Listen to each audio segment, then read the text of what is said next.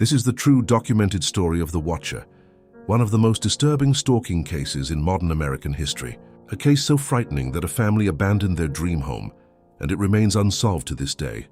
Everything you're about to hear was recorded in police reports, news articles, and statements given by the victims themselves. In June of 2014, Derek and Maria Broaddus bought their dream home in Westfield, New Jersey, a quiet, wealthy, and incredibly safe neighborhood. The kind of place where nothing bad ever happens. 3 days after closing on the house, Derek was finishing some late-night painting. Around 10 p.m. he went to check the mailbox. Inside was a thick white envelope, no return address. Just one sentence printed on the front, "To the new owner." It looked odd, but he opened it. Inside was a typed letter, but what it said was something no one could forget. The letter began politely. "Dearest new neighbor at 657 Boulevard, allow me to welcome you to the neighborhood." Then the tone changed. "My family has watched 657 Boulevard for decades, and I have been put in charge of watching and waiting for its second coming." Derek thought it was a prank until he read the next line. "I see you have children. You have 3, correct?" The writer then mentioned the exact ages of their kids, information the Broaddus family had never made public. Then the letter asked, "Do you need to fill the house with the young blood I requested?" The final line was, "Welcome again to the neighborhood. You will never know my identity, but I know yours." Derek froze. He ran inside, locked every door, and called the police. Officers arrived and read the letter. They were disturbed. This was not a joke. They told Derek not to tell the neighbors yet, because the stalker might be among them. Days later, the second letter arrived. This one was worse. "The house is crying from all the changes you've made.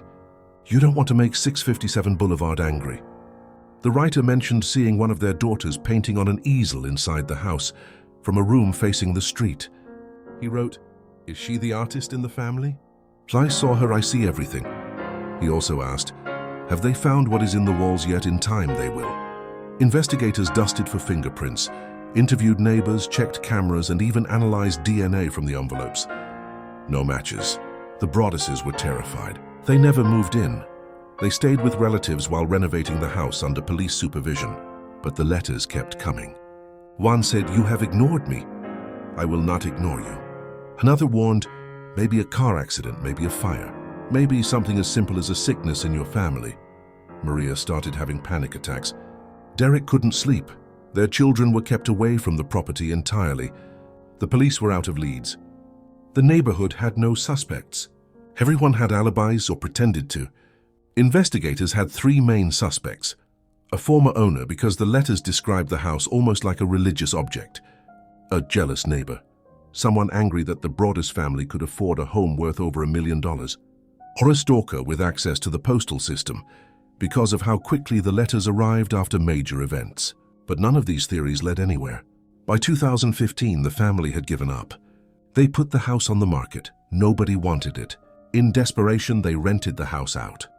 Months later, the tenants received a new letter. "To the vile and spiteful Broaddus family, you have turned my home into a playground of greed." Then the writer described something truly chilling.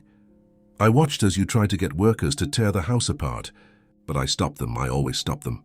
He claimed the house belonged to him and had for generations. He ended with a threat.